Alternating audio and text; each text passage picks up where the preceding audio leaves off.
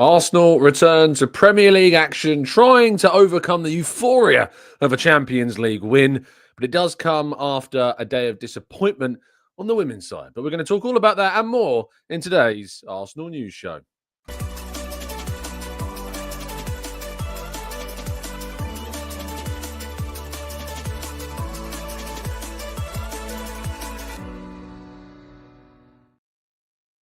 Hello and welcome to the Gooner Talk, back again with you guys and girls for another episode of what is the Arsenal News Show, joining you every single morning at 8 a.m. UK time. Thank you so much, as always, for tuning in and making this a part of your morning routine. It is very much appreciated. I hope you've had a fantastic start to your weekend already, and that now, of course, we've got a match against Ipswich to discuss that can even improve, perhaps. We will see. Good morning to you all, though, joining us live in the chat box. Really appreciate you all being here and joining us. Matt G, Rob, Stephen, we've got Aidan, we've got Blackshine and Carlton and Paul, we've got Chris and Maximius, NSW, Kim, Arasilki, Mr. Reed, Temmie, Stevie. Good morning to you all. John Flo Show, Mr. Reesum, and Granddaddy Good at Paul and Barry. Good morning to everybody joining us in the chat. It is hugely appreciated you all being here. If you could drop a like, subscribe, all that usual YouTube stuff. And just a brief thank you as well, of course, because as you remember, I mentioned the other day that Charles Watson endured something of a nightmare with his audio podcast, and as a result has seen a huge amount of support and response and praise and reaction that's seen now his Inside Arsenal podcast rise into the number one spot of the sports charts, I think, on Apple podcasts, which is kind of crazy, really. Didn't need our help, did he? Should have just left him to it. But I thank you again. And a great show of support has been seen by you guys. And, of course, the wider listening ship of Inside Arsenal as well. So thank you. If you are indeed celebrating Easter today, I hope you have an absolutely fantastically chocolate-filled day. Of course, another commercially hijacked celebration that people go to town with, of course, here in the UK and, of course, around the world. For those that are indeed celebrating. But hopefully this Easter weekend can be a positive one for Arsenal and one, of course, where you get plenty of eggs in chocolate or real form. Who knows? Egg hunts and hopefully some goal hunts this afternoon as well. But good morning to you all. Thank you so much for joining me. Let's crack on with today's show. And we start with, of course, yesterday's massive disappointment, which was Arsenal being beaten in the Emirates 2-1 by Lyon in the first leg of the UEFA Women's Champions League semi-final.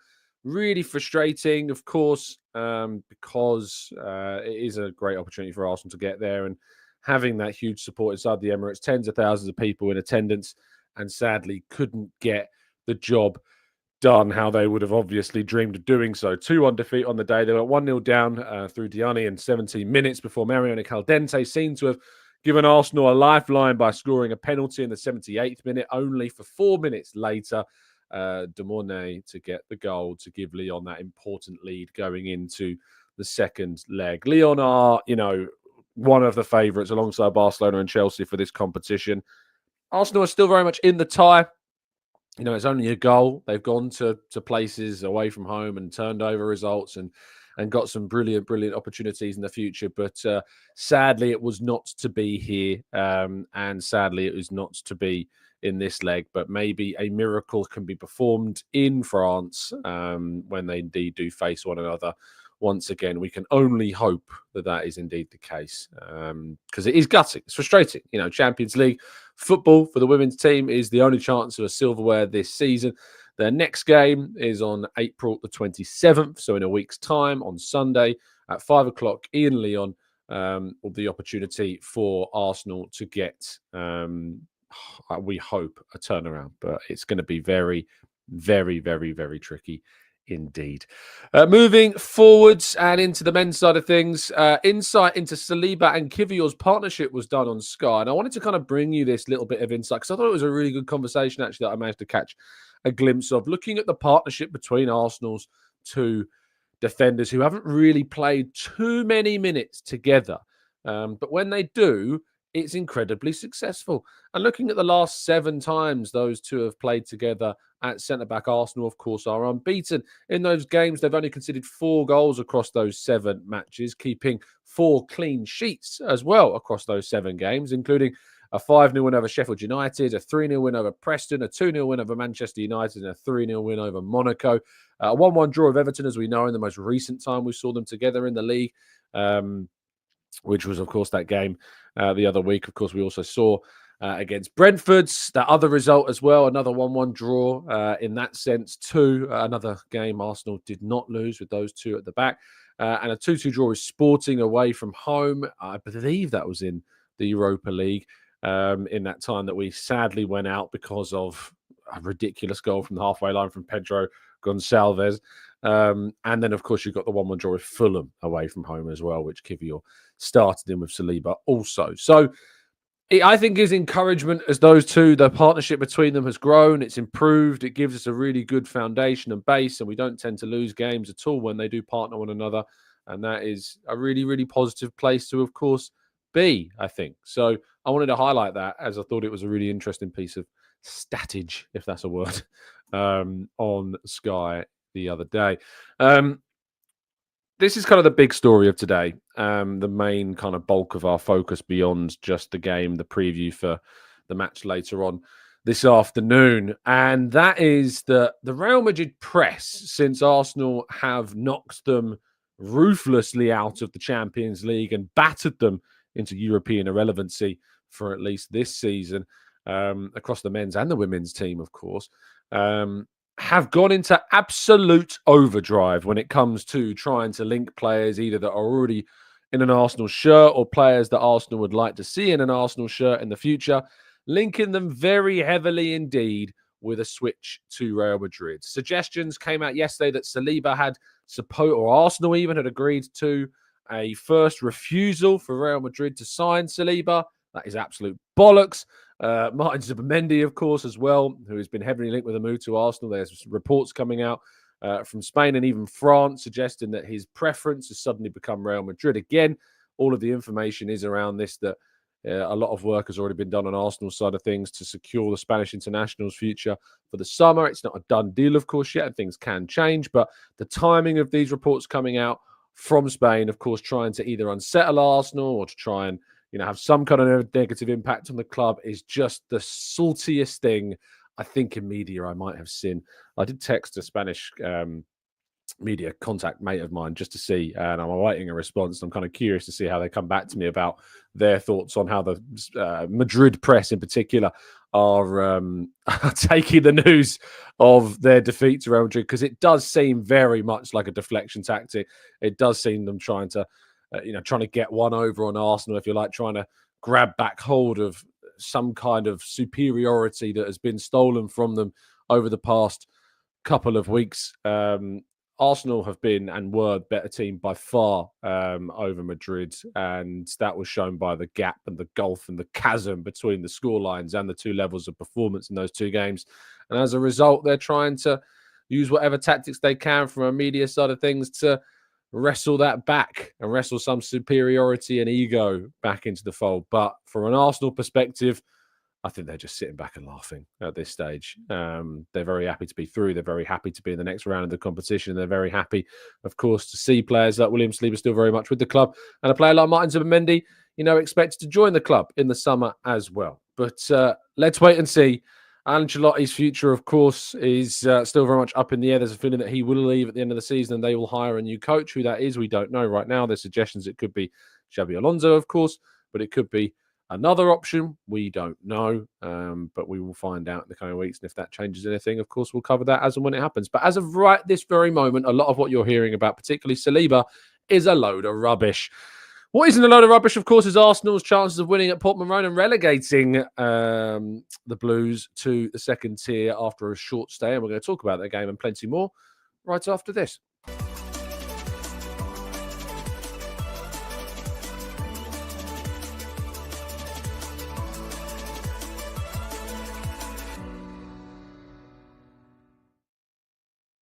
All right, this is part 2 of the show where, as it is match day, we're going to be taking a brief look ahead to the next fixture, of course, this afternoon.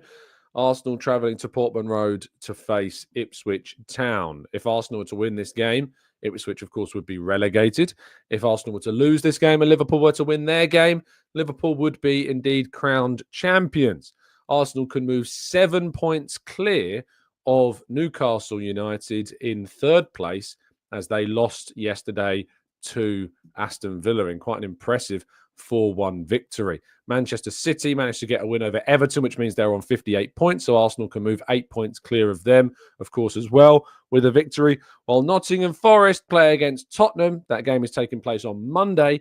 They can move up to 60 points and would, of course, close that gap once again to Arsenal, but currently they are 6 points behind the Gunners, but they travel to Tottenham on Monday.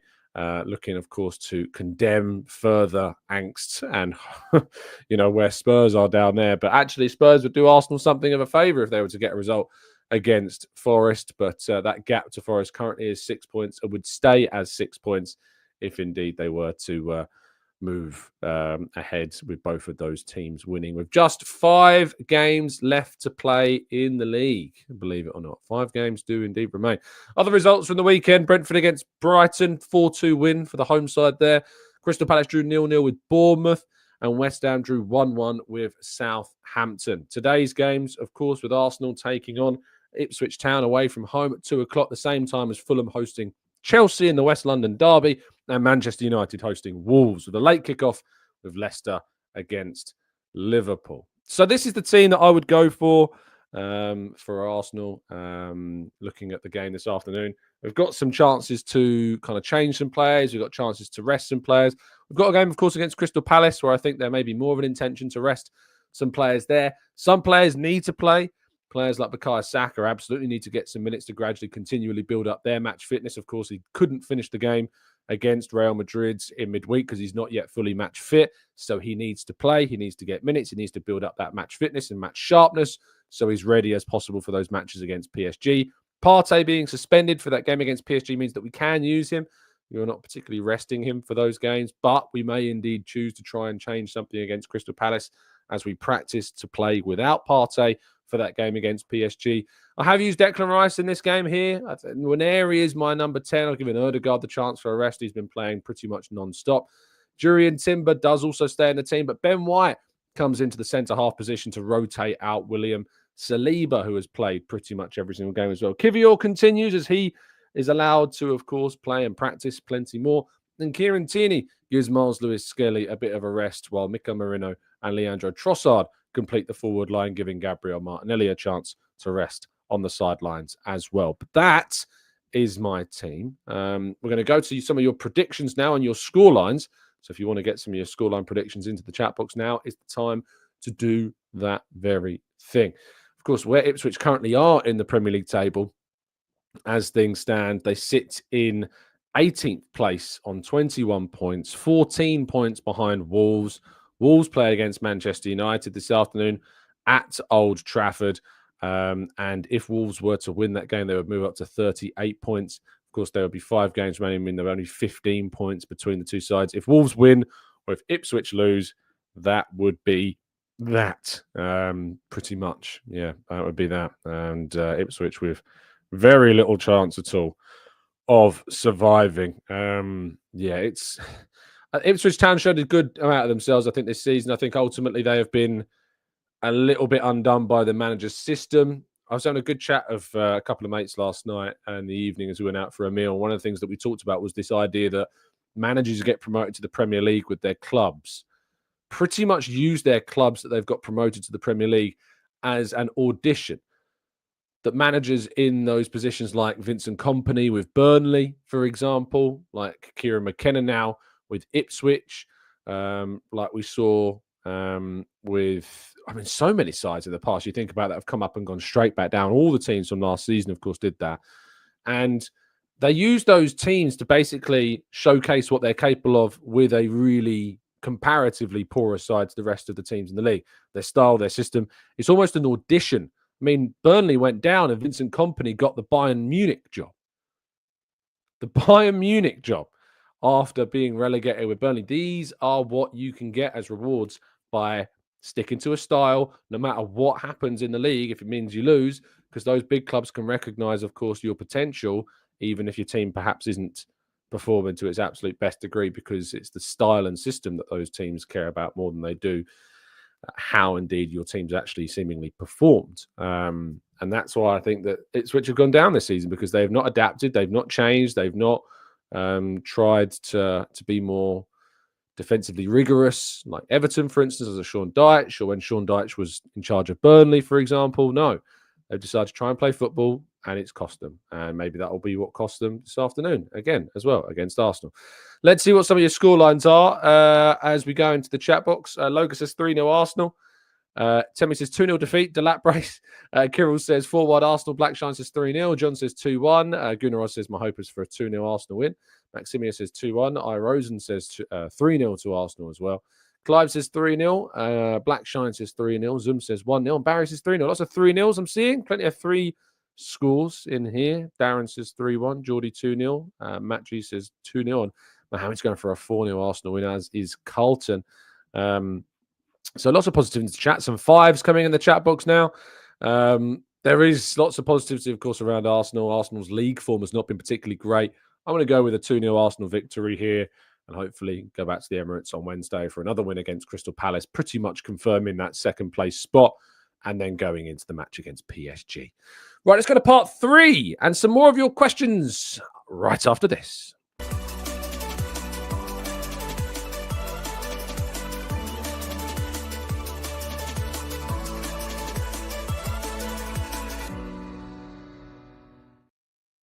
Right, this is part 3 of today's show, where we jump into the chat box and tackle some of your questions in the 15 minutes or so that remain of this morning's episode.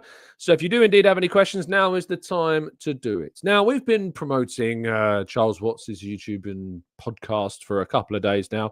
So I think it's only fair that we give our own audio listeners a bit of a shout out, because, of course, those that do listen on YouTube, it's not always just about you. We do have some audio listeners that prefer not to see this ugly mug and instead just to have it in their ears. And for that reason, I would like to say, if you are a Spotify listener or an iTunes listener or any other audio platform, if you could leave us a review, if you could drop a 5-star rating, that would be hugely appreciated. It really does help us out on those platforms. And who knows, maybe we can be challenging the mighty Charles Watts for a position in the charts one day as well. So please do, if you're an audio listener, or even if you're a YouTube listener and you want to help us out on audio side of things, maybe you're an Apple user, head over to iTunes, go on there, leave a review, leave a 5-star hit. And of course, if you're a Spotify listener or an Android and you don't, I think you can use Amazon or Google Podcasts or anything like that, go over there and help us out. It really does help us on those platforms too. You don't have to listen to there.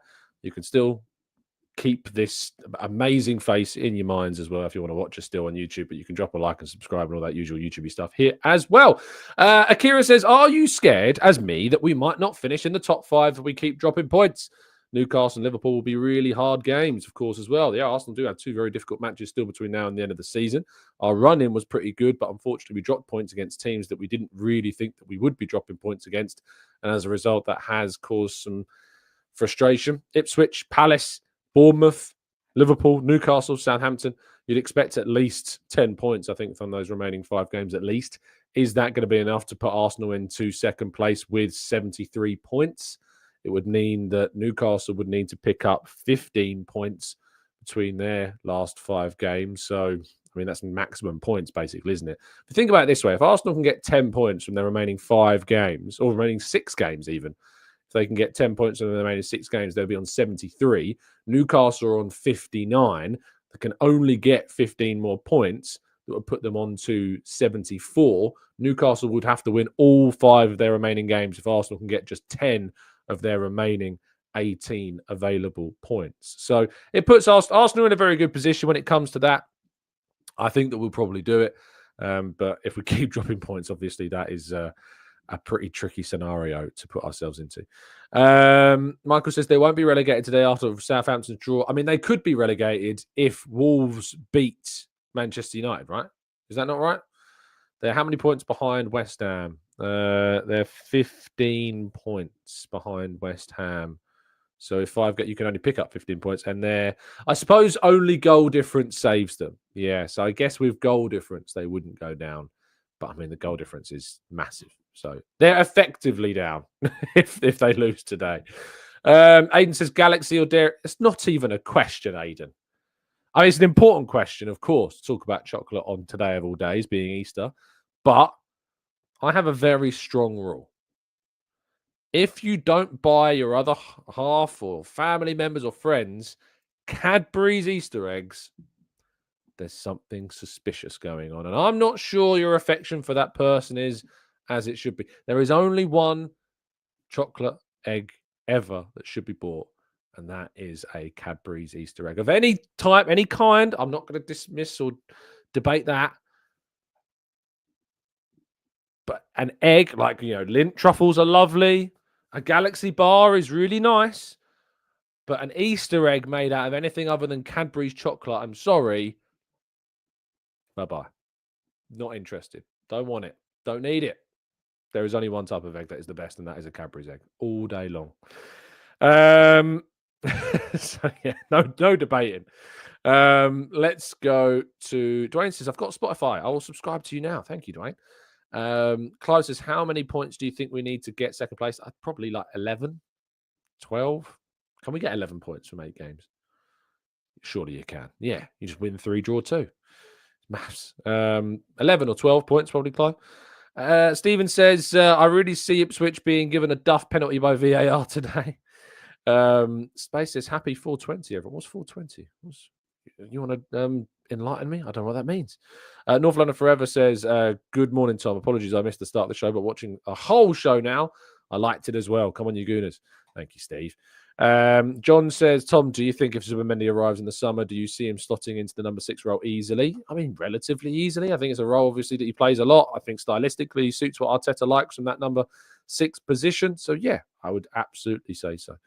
Maximus says, Tom, I would like to take a punt on Liam Delap. He has the characteristics we need to become a Giroud-like striker and is available for a cut price £30 million. I don't think you're in the majority there, Maximus, in terms of signing Liam Delap. I think Arsenal will go for a more high-profile centre forward. He's a good player. I don't know if he or not is the striker that takes Arsenal to the title, though. Yorkies are class, says Akira. Hey, look, as again, people are falling into this trap of if you say you like pancakes, it doesn't mean you hate waffles. You can't fall into this trap. Just because Cadbury's is the number 1 doesn't mean that others aren't good. But if you can get the best, why not get the best? So it's just the best. It just tastes the best. It just is the best. What is this 420 thing? 420, April 20th. Is something going over my head? It's a stoner thing, says John. Today is the 20th of the 4th. Yes, yeah, I have absolutely no idea. It goes way over my head. Capybara Takeover, probably one of the best named accounts I've seen on YouTube, says, as a normal audio listener who's on holiday in Europe, very much on a different level watching the show and not listening to it. I'm hoping it's not putting you off, mate. I really hope it's not. John says, Tom, in order to not mess with the lineup too much in the Champions League semi-first leg, could we play Nwaneri at 8 and Rice at 6?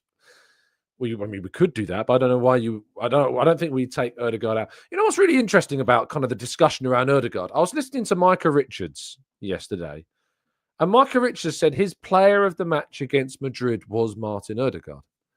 Now, I came away from the game, and my instinct was, I think I gave him the lowest rating. I think I gave him a 7, which of the starting players was the lowest. Kind of rating I'd ever given a player in that game. Ever given, like it was every week, that I had given in that game. And I was interested by what he had to say, because I came away from the game thinking he hadn't particularly had a great game. I thought he had a poor first half and he grew into the second half and was much better. But actually, the way that Michael was speaking about Ødegaard, it's one of those things where you have an opinion on a player, and instead of being a stubborn 30-year-old bloke and go, I don't care about what this guy's got to say, he disagrees with my point of view, I was like, no, you know what? I'm going to have an open mind. I'm going to listen to what Mike has got to say. And I think he had a really good point. And when I watch back the game, I think if you're really strong in your opinions about how a player has played, probably worth watching back. When I watch back the game, he was absolutely spot on. And I think that I absolutely underrated Ødegaard's contribution in the Madrid game. He never hid. He always dropped deep to receive the ball. He was huge in our transitions, always got us going on the counter-attack. And I completely underestimated Ødegaard's contributions to that Real Madrid game. I'm talking like 9 or 10 out of 10. But I think a 7 was maybe a bit harsh. Certainly, I think he was probably, from a rewatch, an 8 out of 10. And, it's hard doing player ratings at times. I was talking to a friend about this yesterday because he was asking about what kind of my duties are during a game. And I'm like, well, I'm doing the minute by minute. I'm typing out the updates on the live blog. I'm setting up a press conference blog for full time. And I'm writing a full player ratings article for the full-time whistle, which means that I'm looking up, looking down, looking up, looking down, typing, looking, typing, watching. And I think that sometimes that can affect, the individual performances. And I think that, Ødegaard actually, with a bit of a rewatch, was far better than people gave him credit for. And yesterday, there was comments from myself, comments from listeners, comments in the post, in the comment section as well. That Ødegaard, particularly on his captaincy. I mean, we had questions on his captaincy. People saying, how long can you keep him captain? He had a leader's performance, actually, against Real Madrid. Always showed for the ball, never hid away, took responsibility. Wasn't perfect, made some mistakes, gave the ball away a couple of occasions, yes. But it was not a performance of somebody that hides. It was not a performance of somebody who doesn't deserve an armband. It was a performance on Wednesday, actually, that was far better than I think people gave him credit for. And I think that's what's really, really important. And that's in the first half as well. He didn't shy away in the first half either. He was really, really important, particularly in the first half where he had a lot of helping of our transitions. And I think I got it wrong. I think I got it wrong about Ødegaard's performance. Spearmint says, I questioned Ødegaard's leadership, but after a review, it's Martin's maturity and restraint that makes him a great leader. What are your thoughts? No, I think you've answered it yourself, but I don't think I need to add anything to that. Akira said, Ødegaard isn't playing great at the moment, but he is key in transitions and leads the press. His work rate is insane, and hopefully his form will pick up soon to complement all of his hard work. I think as football fans, we fall into this trap, don't we, of just being a bit binary. I think we fall into this trap of just thinking goals and assists are all that matters, and they don't. Arsenal might win a trophy this season. They might win the biggest trophy they've ever won. And it won't be through scoring. Well, it will be scoring, goals, of course. But you think about the performance this season, our goal output has not been anywhere near as the level of what our goal output was in previous seasons. Defensively, we're not necessarily as good as we have been in previous seasons either. But we look more likely to win the Champions League this season than in any other season, but other than 2006. This is the most likely Arsenal have been to win in the Champions League for the better part of nearly 2 decades. And that's come from a team that aren't necessarily scoring as much as they were or defending as well as they were. But it's the individual system and units and players and performances and roles and leadership and personality and mentality of these players that has got us into the position where we're putting 9 past PSV in 2 games, 5 past Real Madrid in 2 games, conceding very few. And now I've got a great chance of potentially winning that competition. So I think that, it's interesting, is that we put a lot of emphasis on individuals and assists and goals and these kind of flat rate binary factors of football, when in reality, you take a step back, look at the broader picture, has more of an impact, I think, on where we are as a club. And that's why people like Gary Neville would turn around and say Arsenal have regressed, sadly, have lost the plot slightly and aren't really the best at analysing the game anymore, because I think they're just looking at things a little bit too binary. And we do that. We're guilty of that as well. But it's the consistency, I think, and the stubbornness of it maybe to not take a step back and say, hey, I got that wrong. I was wrong about that. And I think some of us were wrong about Ødegaard as well. Paul says, reported yesterday, Ødegaard may have ankle surgery in the summer, as his injury on international duty has never healed properly, to give the guy a break. It wouldn't necessarily be a bad idea if Arsenal can bring in a competent player that can replace him for a significant amount of time. Sean says, people just have agendas. I don't know if they expect him to be messy on the pitch. Ødegaard was very good against Madrid. I have watched the match now 3 times. Adwave says, do you think that we would be able to keep Kiwior next season now that everyone knows he could be trusted to provide some rest for Gabby in the league games? I don't know, because I don't know whether or not Arsenal will cash in. I don't know if Kiwior will want to go still. He knows that if Gabriel's back fit for the start of the season, Gabriel will play. And it's an odd place to be as a player, because even when you're putting in performances like he is against Real Madrid, we all know when Gabriel's fit, Gabriel will come in. And Kiwior knows that. So Arsenal could choose to try and cash in when his stock is at its absolute highest, rather than keeping the player at the club and then, losing him for next to nothing when his stock falls again naturally as well. Capybara Takeover says, I feel like I have to explain myself on the username here. My local team in Columbus Crews, second teams, the fans made the mascot a capybara. So we've all kind of grown into the joke as well. There you go. I love that. See, I love stories. I want to know why wonton soup's called wonton soup in the chat. I want to know why Paul's mum and dad called him Paul. I love hearing the stories behind things. Because we've got Spearmint in the chat. Why are you called Spearmint? You know, why have you not got your name? Why is Top Dog called Top Dog in the chat? You know, who knows? It's not Top Dog, though, because I think, if my memory serves me rightly, I know who Top Dog is because he's changed his YouTube name.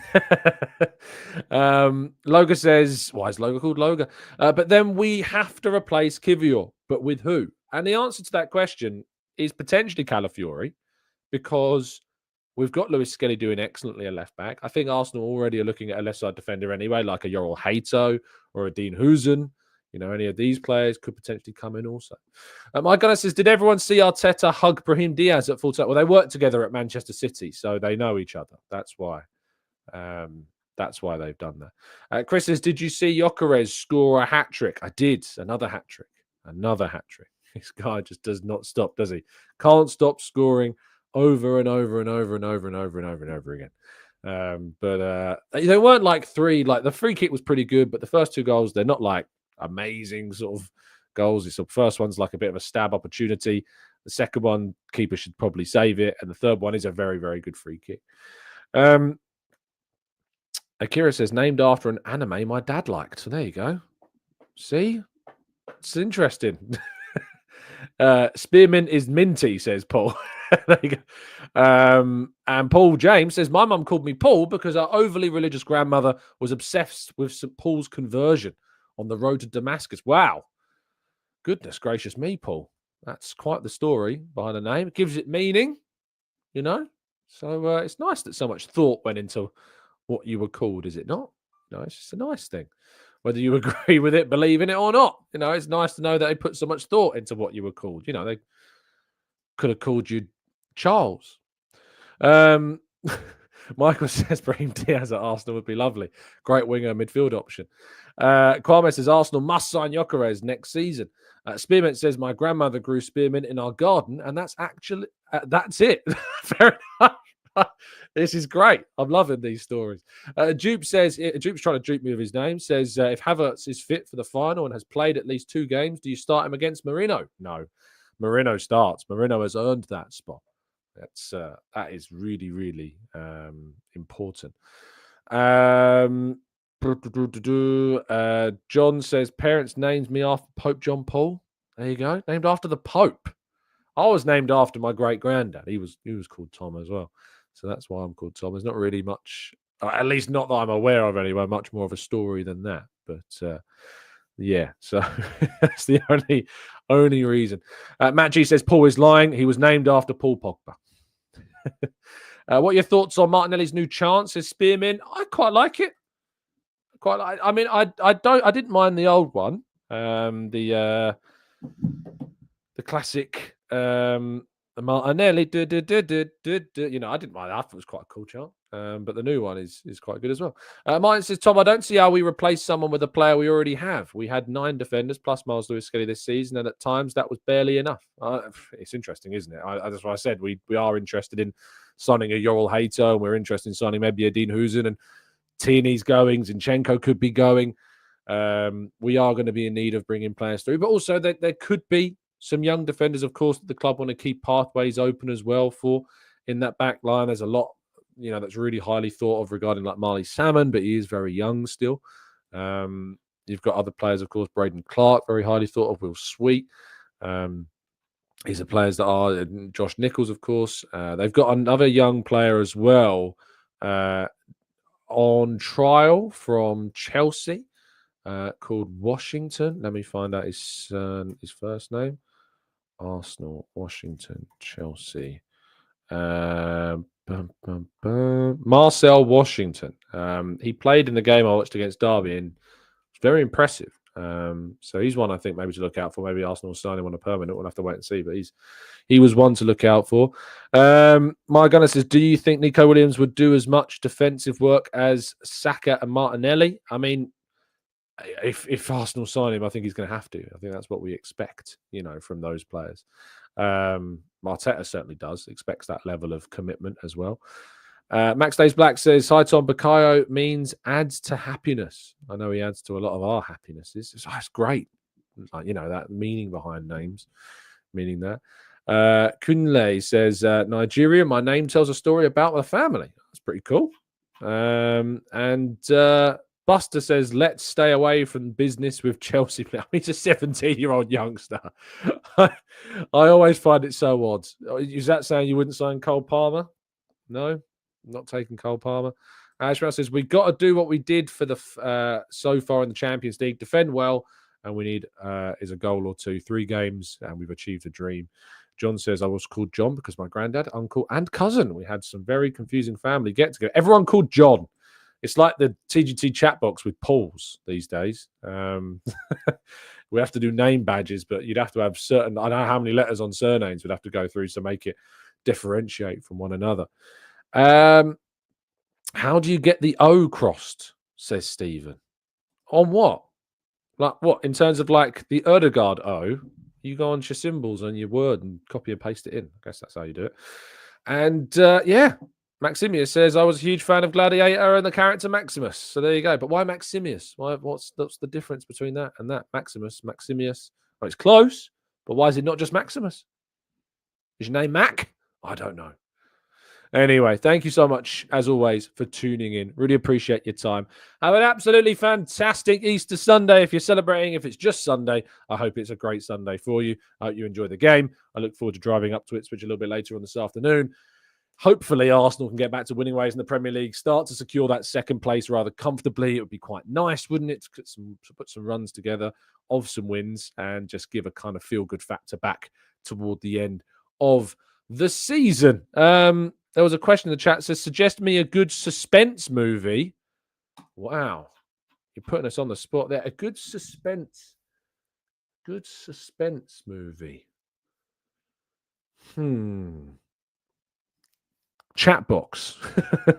You might need to help out our friend for some good suspense movies. Chat comment sections as well. And go and watch it. I mean, if you haven't yet watched the series of Severance, I'd say suspense is pretty darn heavy in that series. If you've not watched Severance, you need to go and see it on Apple TV. Brilliant series, one of the best.